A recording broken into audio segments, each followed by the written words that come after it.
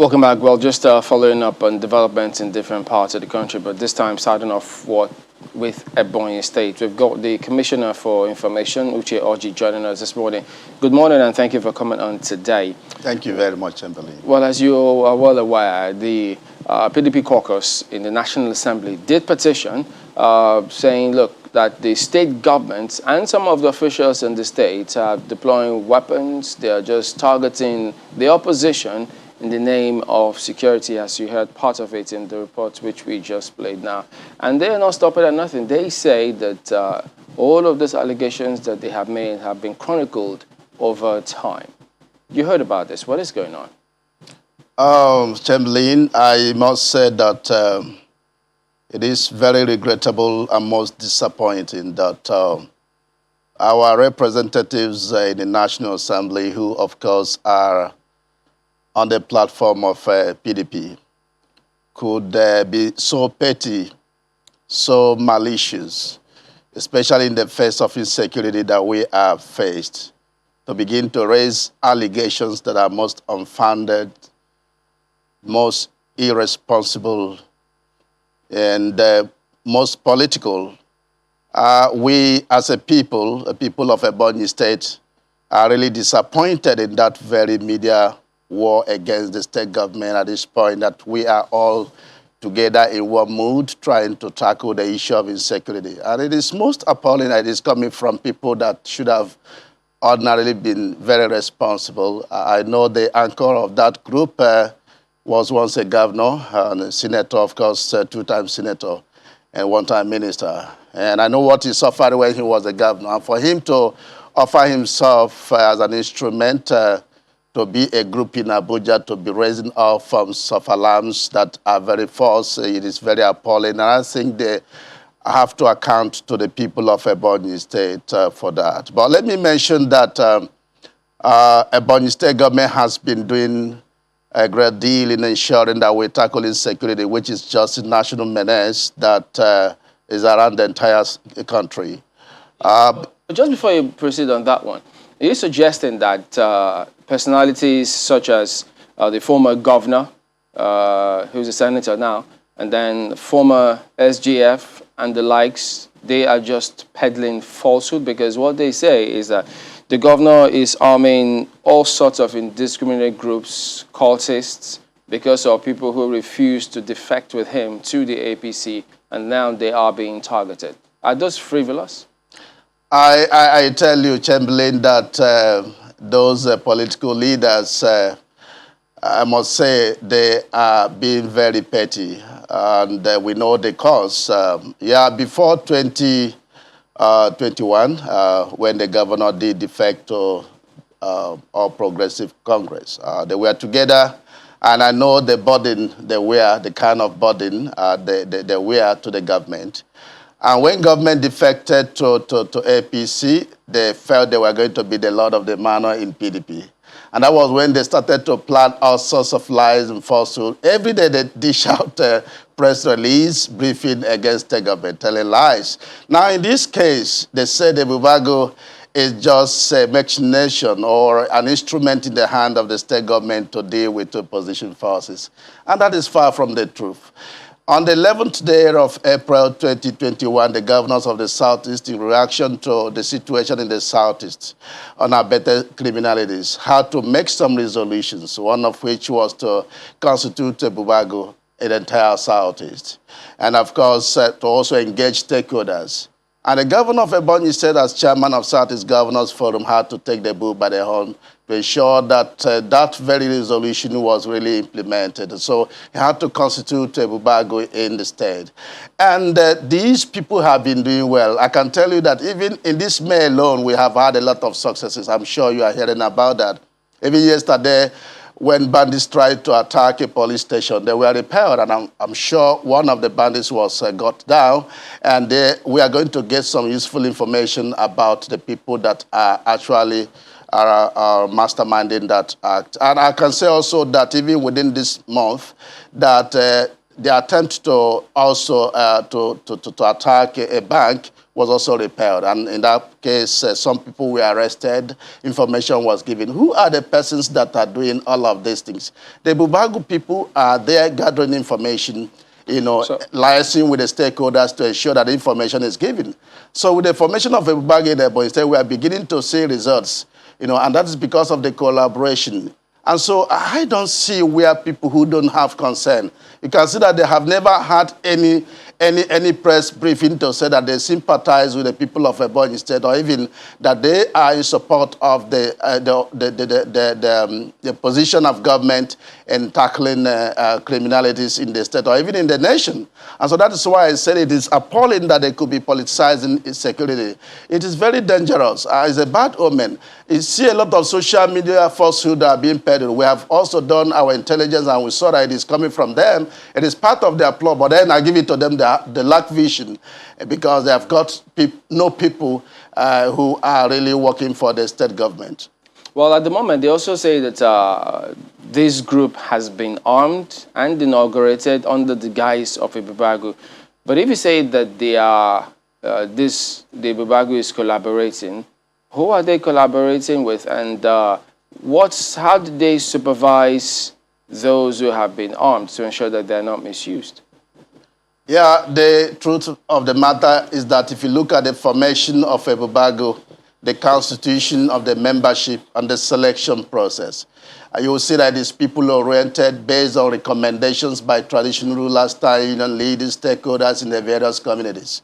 And of course, I will need to also inform you that the governor had a strategy of mobilizing them and fortifying them with security gadgets and also patrol vans. So in each of the 140 number communities we have, the governor bought security vans for 140 number for the various communities, and of course motorcycles that will go to the rural, the remotest part of the communities. Now, what is the supervision process? One, for the training is done by the conventional security outfit, and they have their principles, they have their ethos, they have their do's and don'ts, they have their regulations. And two, legislations also have been made to back up, of course, the Ebube Agu at the state level, because, of course, we are operating a federating kind of a nation, whereby each state has its powers, powers to also, constitute all of these outfits. And so what is happening is that the stakeholders, recommended the right persons who have credibility of character, moral character and also mental character that can... Who are these stakeholders? Stakeholders are made up of council chairmen, traditional rulers, religious leaders, and even, of course, office holders, even former and present, especially those that can avail themselves. And, of course, you do know that the governor, when he returned from this Southeast Summit, Security Summit, he had to convene a meeting of all stakeholders, clan by clan, what we call clan in Ebonyi State. Now engaging the religious leaders, the town union leaders, security, former security officials, and of course security chiefs, to discuss the way forward in each clan, how they can give useful information on how to tackle insecurity. I can tell you that since that happened, we are beginning to see success. But then, these politicians in Abuja should know that we're not talking about politics right now. We're talking about the security of lives and property of the people of Ebonyi State and the nation. I wish them good luck in their allegations, but they have to know that our people are aware that they have never shown consent to the happenings in Ebonyi State. They call themselves a caucus made up of freshers and old legislators. That is no caucus. These people, if you see the way the anchor read the communique, that is, sorry, with due respect, Senator Samegu, you see unpreparedness, you see somebody who has a burden, a moral burden of presenting falsehood. And we are so surprised that he has not learned a lesson from what happened when he was a governor between 1999 and 2007, where he bowed out. And I'm sure he vowed that he would never form Abuja Group, but today that burden needs to be discharged. Well, there was a question Chamberlain asked that you are yet to quite... address, and that is the arming of the people that you say, government has dispensed. Part of the allegation against the government is that young people across the certain local governments have been armed with AK-47 guns. Yeah. What kind of arms are the people armed with, Yeah, that is part of that very falsehood that I was going to explain to you. They raise issues of our youths, using AK-47. The security will have to discuss, I have to explain that because I know it is not true. They also said that the caucus are being used to terrorize the place, whereas we are fighting against the menace of cultism in the state. They also said that Ebube Agu is after opposition forces and no evidence, nothing to show about that. Well, you addressed all of that, but the question is, what kind of arms do the people that, government has engaged, what kind of arms are they armed with? Yeah, you need to know that so far the issue of security is within the exclusive list. And we also know our limits and the powers of Ebonyi State government. We are concentrating on information gathering, intelligence, collaboration, and also cooperation, because the people, the youths that are involved are really the people that know their onions, know the environment, so they give useful information. They help to also bring about proactive reactions in all the issues. So we do not bear arm. Our people don't bear arm. It's unfortunate that these senators and legislators under the platform of PDP are branding our youth criminals. And I'm sure they will be accountable to the people. These are the people that gave them mandate, and they went to Abuja to call them in turn criminal elements. That is too unfair of these people. I'm sure they will need to apologize to the people of Ebonyi State. We don't bear arms. Well, there was something you said the other time. You talked about engaging, various stakeholders. Do the opposition parties in the states, those who are not particularly on the same page with the governor, are they also being engaged by way of carrying everybody along in the state for the common purpose of moving Ebonyi State forward? Yeah, apart from the about 5 members of the House of Reps and 3 senators, the rest of the stakeholder, of course, with the person that is also working with them, the former Senate president. The rest of the stakeholders are working with Ebonyi State government. And incidentally, I'm Commissioner for Information. I can tell you that every invitation we make is available to every person without political coloration or partisan leaning. And we would always invite all concerned, all stakeholders, former office holders, present office holders, including National Assembly. But they would, decline from coming, just this few number of people. Let me tell you, since this issue of insecurity started, they have not come home. They are just rather, having a plot, clandestine plot and that on how to really, go on media war against the state government. But we are very, very much mindful of that. So we are not even dissipating energy in replying there, but we are focused, doing the right thing. I can tell you today, Ebonyi is very calm, and any attempt by bandits to attack any place will always be resisted and will get results, just like what you saw yesterday. And so these people should know that we also have National Assembly members in other states.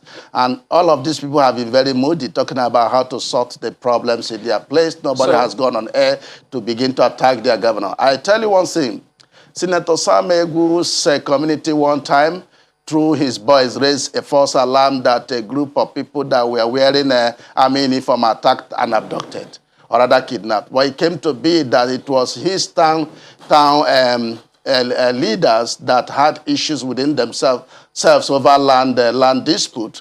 And the police waded in and saw that they merely had conflict, and eventually the people were released. In that same conference, the same people that were working for this senator that were raising such alarm. So why false alarm in the face of this moody situation? So what would you do? We see ourselves? Because they say that they've got audio evidence of the governor's younger brother, but how he was addressing agents of government and how to deploy their security apparatus against perceived political opponents. What happens if they come forward with that audio He who evidence? asserts must prove. Incidentally, I'm a lawyer. I know the implication of alleging falsely.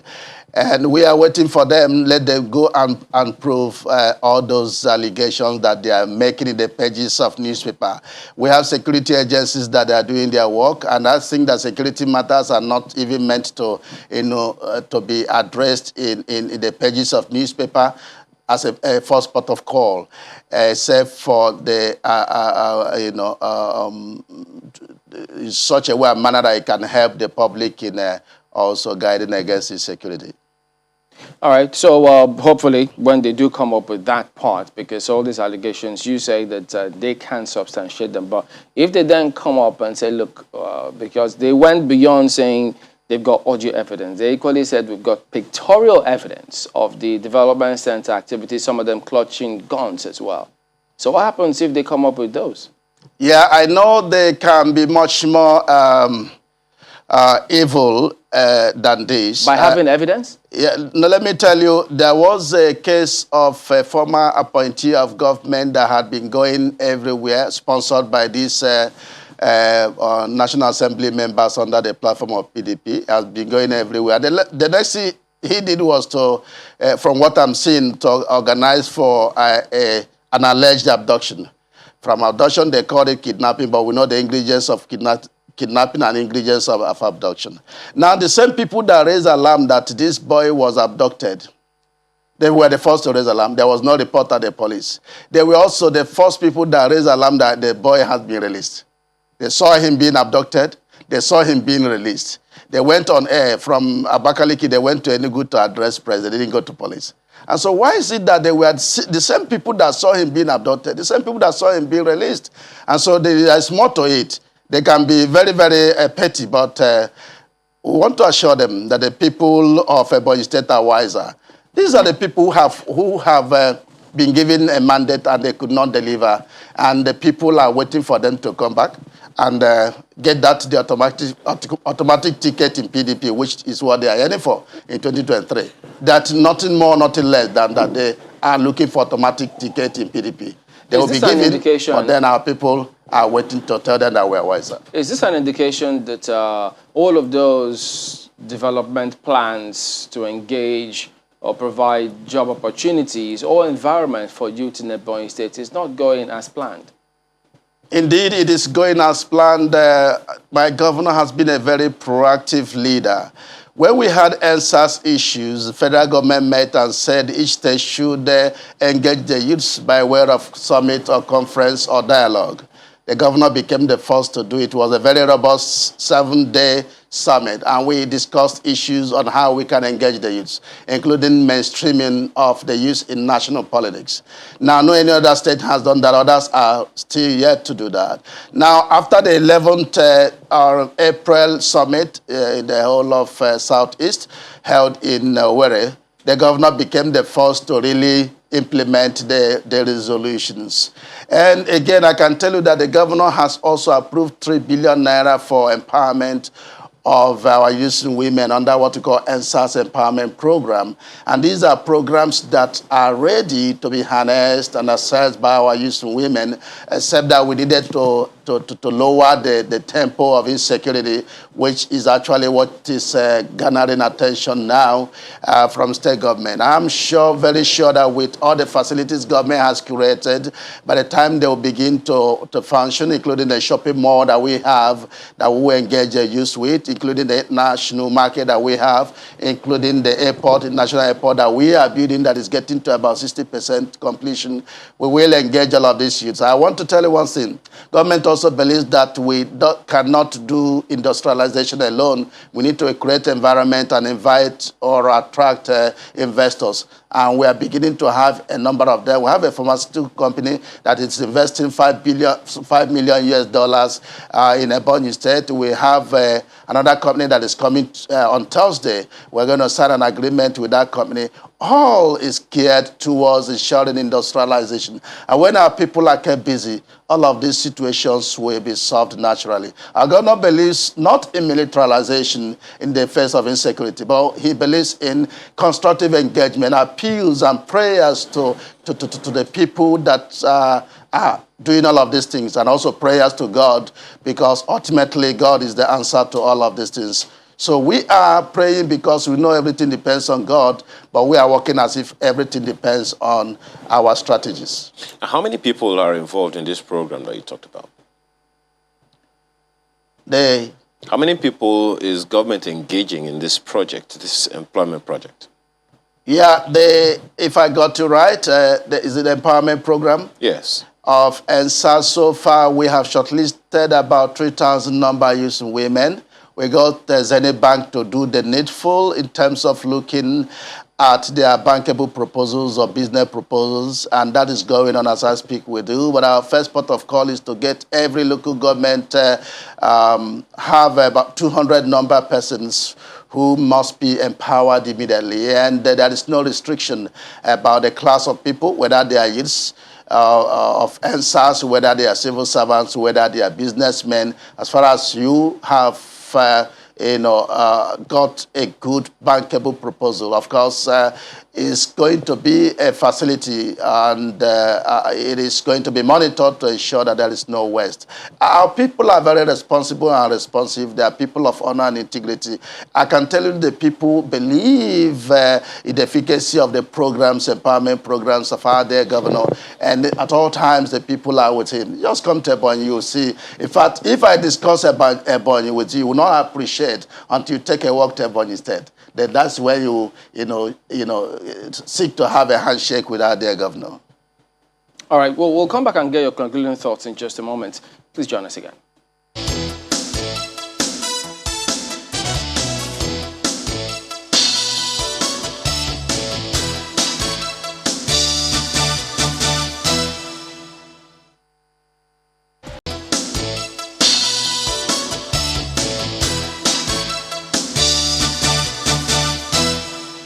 Thanks for staying with us. Uche Oji is still here with us. He's Commissioner for Information in Ebonyi State. Well, that report that says that there was an attack on Ebonyi Divisional Headquarters of the police is something that's still getting some attention. But, when you talked about security earlier, you talked about the fact that people engaged by the state government were in the business of gathering intelligence information to forestall attacks. I'm wondering, because we know that, I still find it difficult to believe that any attack would happen on any infrastructure of government and government will not be aware at all. So you want to tell us exactly what happened? Was it a failure of intelligence? Was it that we were caught unawares about this attack? Yeah, the kind of war that we are facing is a guerrilla kind of war. People would plan to levy war, level war, and they will appear from a particular place.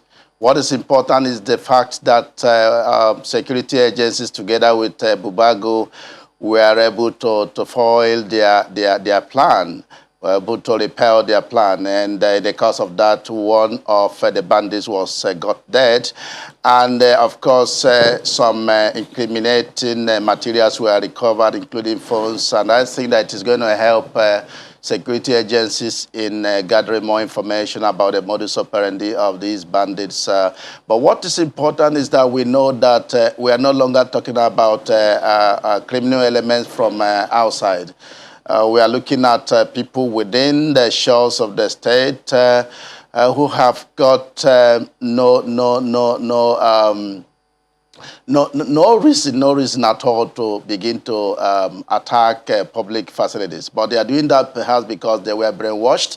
And of course, we are beginning to look on a second time on the activities of these opposition forces through their social media war and through their incitements. I think that is helping to enhance the unabated activities of this criminal element. So we're going to look beyond the action and to look at those that are funding them. So with all of this information gathering that we are having is going to help us. And let me also mention that this police headquarters is a police station, as it were, in a local government, but it's called Ebonyi local government, not Ebonyi state. And so it is over 40 to 50 kilometers away from the metropolis. And I'm sure that the little issues we are having are happening outside the shores of the metropolis and the satellite towns.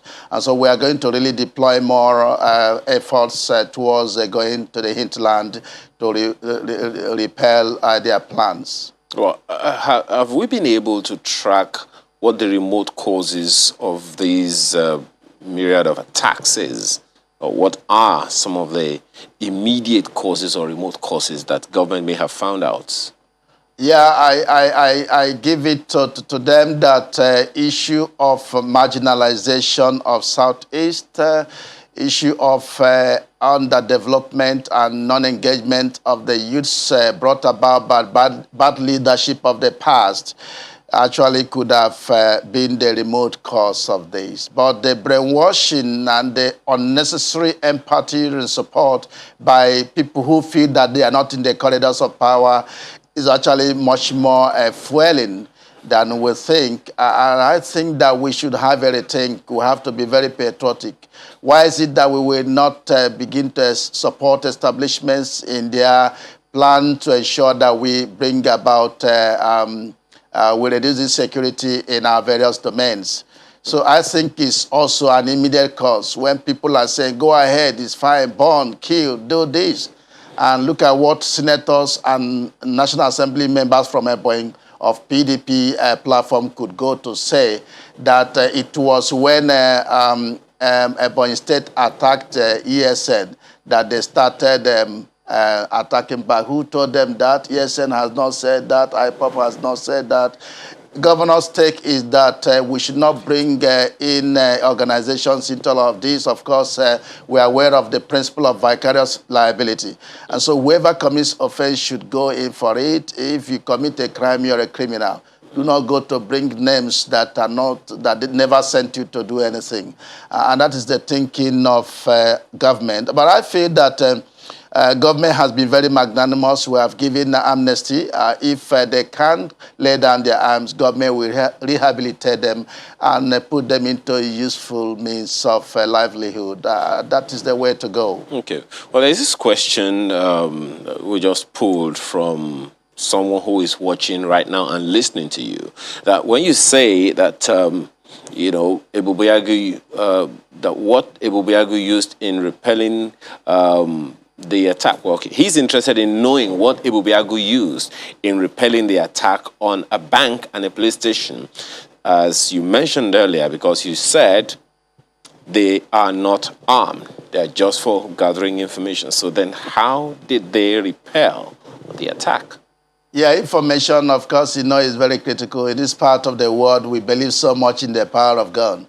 But in advanced cities of the world, we believe so much in the power of intelligence. And that is why even in advanced countries, they don't come to discuss security in media platforms, no. But here, everybody would like to come and say the president is the problem, the governor is the problem. That is not the way to go. So in Ebonyi State, these Ebube Agu are starting with intelligence gathering because they live with the people. They understand that these criminals are also living with us. So we try to monitor the operations, the activities. For instance, when the attack at one of the banks was repelled, information was given by Ebube Agu on one physician that normally gives them medication. And the police had to move in waiting to get that physician. That physician was made to confess how the operators, how those criminals are operating their modus operandi. And that was through that process that their camp was discovered and it was destroyed. And of course, the native doctor that was, aiding them was also, his camp was also destroyed.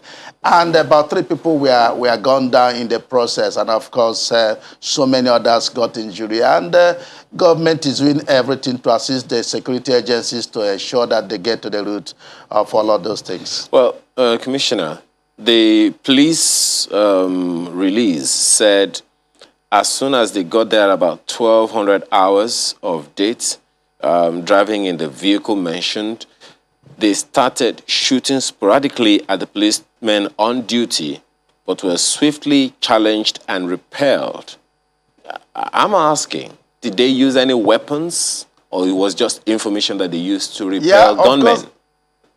I told you that security agencies, particularly the police that did the operation yesterday, that they were working on the intelligence provided by Ebube Agu. So it was a collaboration and cooperation issue. So the real operation of repelling issue of use of arm was that the doing of the police, as it were. Of course, the CP has been a very wonderful, vibrant, very proactive CP that has done a lot. Of course, you remember there was a time the CP also got intelligence report about somebody that was going to smuggle, transport some weapons to Umuahia, Abia State. And information was given through Ebube Agu, and the police had to work on the information and got those weapons, those ammunitions, and they were recovered. And I'm sure they are trailing the person that was involved in this. So this is the cooperation that is required, and it's going to help us a lot. We never had all of these achievements, all of these successes before Ebube Agu was consulted.